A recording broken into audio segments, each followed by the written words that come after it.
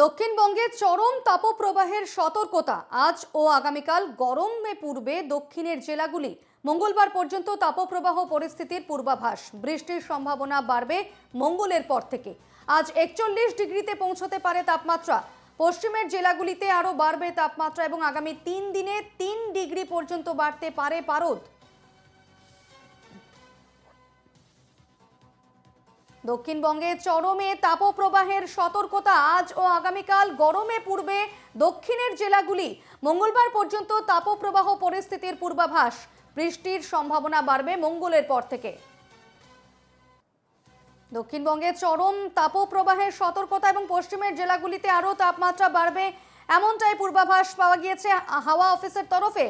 আজ ও আগামীকাল গরমে পূর্বে দক্ষিণের জেলাগুলি এবং আজ 41 ডিগ্রি সেলসিয়াস পর্যন্ত পৌঁছতে পারে তাপমাত্রা। এই মুহূর্তে আমাদের সঙ্গে টেলিফোনে রয়েছেন প্রতিনিধি সুস্মিত মজুমদার। সুস্মিত, দক্ষিণবঙ্গে চরম তাপপ্রবাহের সতর্কবার্তা দেওয়া হয়েছে হাওয়া অফিসের তরফে, কি জানাচ্ছ? এই মুহূর্তে বলা যেতে পারে আজকে এই মৌসুমের সবচেয়ে উষ্ণতম দিন, অর্থাৎ বলা যেতে 40.9 ডিগ্রি টেম্পারেচার, অর্থাৎ আজকের এই মৌসুমের সর্ববৃহৎ তাপমাত্রা রয়েছে এবং এই তাপমাত্রা কিন্তু আরো বাড়বে এমনটাই কিন্তু আলিপুর হাওয়া অফিস জানিয়ে দিয়েছে।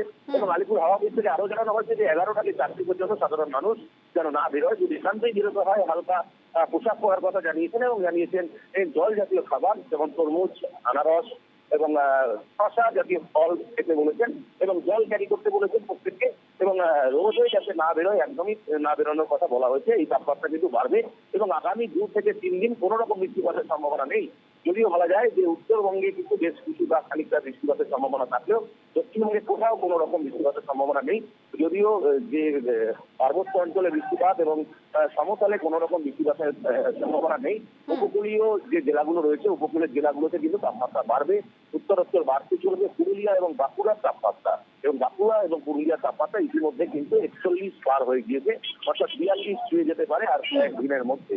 অর্থাৎ তোমাকে বলা যেতে পারে এই সপ্তাহান্তে যে বৃষ্টির সম্ভাবনা রয়েছিল ও যে ঘূর্ণাবর্ত সৃষ্টি হয়েছিল, সেই ঘূর্ণাবর্ত কিন্তু ইতিমধ্যে উড়িষ্যা হয়ে ঝাড়খণ্ড হয়ে সেটি ঢুকে গিয়েছে বাংলাদেশের দিকে। অর্থাৎ এই মুহূর্তে বলা যেতে পারে পশ্চিমবঙ্গের কোথাও কোনো রকম বৃষ্টিপাতের সম্ভাবনা নেই। বেশ, ধন্যবাদ সুস্মিত।